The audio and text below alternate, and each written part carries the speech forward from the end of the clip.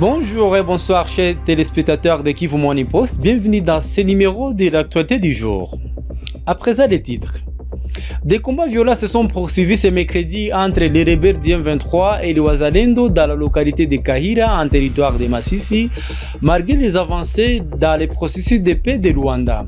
Et puis l'actualité au monde est dominée par la victoire écrasante de Donald Trump, candidat républicain face à la démocrate Kamala Harris. Vous suivez dans les détails dans ce journal.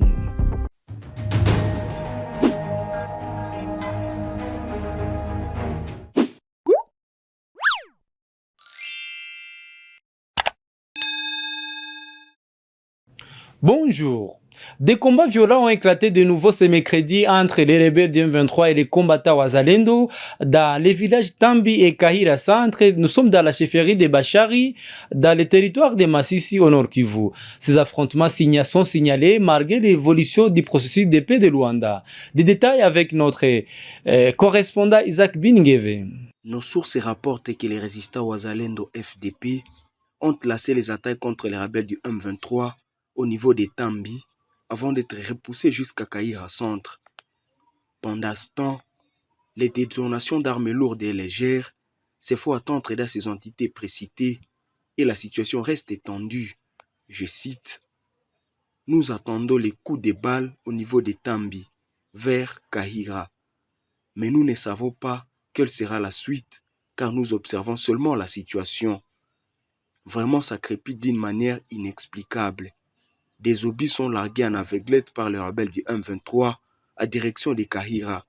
Ces projectiles risquent d'entraîner des dégâts matériels malgré l'absence des personnes civiles dans cette zone sous menace de l'ennemi, a fait savoir un habitant de Tambi. Ces combats éclatent alors qu'une réunion s'est tenue à Goma ce mardi dans le processus de Luanda.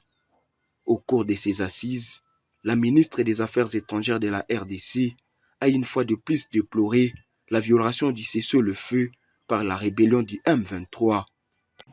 Face à la crise qui perdure dans l'est du pays, la société civile du territoire de Rutshuru dit être pessimiste face à l'issue favorable du processus de Luanda. Jean-Claude Mbabazé, président de la société civile du territoire de Rutshuru, préconise l'option militaire. Notez que c'est toujours les mêmes discours que nous avons toujours entendus. On n'a pas vraiment entendu ce que nous pensions entendre. C'est surtout l'arrêt de la guerre, c'est surtout le retrait de RDF sur le sol congolais.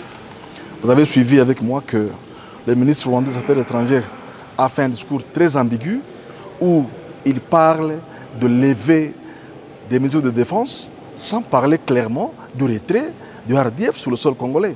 Et pour nous, nous pensons que ça risque d'être de la poudre aux yeux. Et surtout que ce n'est pas la première réunion.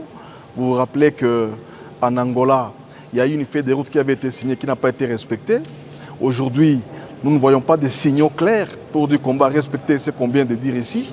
Et surtout que j'insiste encore une fois qu'il y avait vraiment beaucoup d'ambiguïté dans le propos du ministre rwandais des Affaires étrangères. Ça ne nous rassure en rien. Parce que vous vous rappelez que non seulement après la feuille de route qui avait été signée en Angola, il y a eu des discussions qui se sont suivies, mais après ça, Kalembe est tombé. Après ça, aujourd'hui, c'est Kamandi qui est tombé. Hier, c'était les affrontements au niveau de Kahira. C'était après toutes ces réunions. Et donc, pour nous, nous pensons que le gouvernement congolais doit aller plus loin et exiger clairement que l'RDF se retire du sol congolais.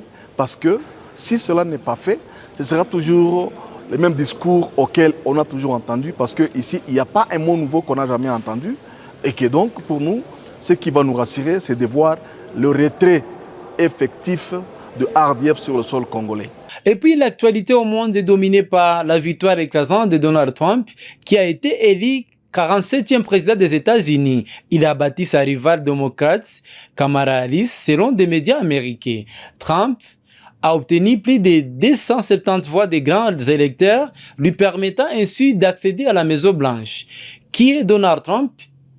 Explication avec Blaise Bassabossé. Agence France Presse, à 10h44 GMT, il venait d'obtenir 276 voix des grands électeurs contre 219 pour la démocrate Kamala Harris. Ainsi, Donald Trump devient le 17e président des États-Unis. Donald Trump est né le 14 juin 1946 à New York. Trump est un homme d'affaires milliardaire, animateur, producteur de télévision et homme d'État américain. Membre du Parti républicain, il fut le 45e président des États-Unis du 20 janvier 2017 au 20 janvier 2021. La campagne de Donald Trump a été émaillée de plusieurs incidents, dont le 13 juillet 2024 en Pennsylvanie et le 15 septembre 2024 en Floride, où il a échappé à des tentatives d'assassinat présumées. Le 15 novembre 2024, il a été élu 47e président des États-Unis après une victoire écrasante face à la démocrate Kamala Harris. Et puis cette victoire de Donald Trump suscite de l'espoir au Goma-Tracier. Certains habitants de Goma espèrent le retour de la paix dans les pays en conflit comme en RDC, l'Ukraine, Gaza, Israël. Des détails avec Faustine Binja. Le candidat républicain Donald Trump a été élu président des États-Unis d'Amérique à l'issue des élections présidentielles face à la démocrate Kamala Harris. À quelques heures de la proclamation de ces résultats, les voix d'espoir s'élèvent en ville de Goma, la capitale provinciale du Nord Kivu, où de nombreux Congolais espèrent que ces retours de Donald Trump à la Maison-Blanche facilitent un retour de la paix, non seulement dans la partie est de leur pays, secouée par une crise sécuritaire depuis plus de 3 décennies, mais également dans d'autres régions du monde en conflit, comme la bande de Gaza et les fronts Russie-Ukraine. L'élection de Trump est perçue comme un tournant qui suscite des attentes variées. Pour certains Congolais abordés l'avant-midi de ce mercredi en ville de Goma, cette victoire pourrait influencer positivement l'attention de la communauté internationale aux crises humanitaires, notamment celle de l'Est de la RDC qui semble être oubliée. Nous sommes très satisfaits par la victoire du candidat républicain aux élections présidentielles des États-Unis. Nous espérons que bientôt cette guerre du M23 va prendre fin. J'espère que Donald Trump va travailler pour la stabilité de la paix au monde, a expliqué fièrement un passant des 40 ans révolus abordé près de l'entrée 3 lampes avec son poste récepteur en main suivant la RFI. Le président congolais Félix-Antoine Tshisekedi a de son côté félicité Donald Trump au nom du peuple congolais. J'adresse mes vives félicitations à Donald Trump pour sa belle victoire à l'élection présidentielle des USA. Le chef de l'État s'est dit prêt à collaborer avec le nouveau président américain élu et à approfondir le partenariat stratégique entre la RDC et les États-Unis qui entretiennent déjà des bonnes relations amicales et des coopérations, a déclaré la présidence congolaise sur son compte X. Mesdames et messieurs, c'est en ces mots que nous mettons fin à ce numéro de l'actualité du jour sur Kivu Morning Post. Nous vous invitons à liker et à vous abonner. À la prochaine.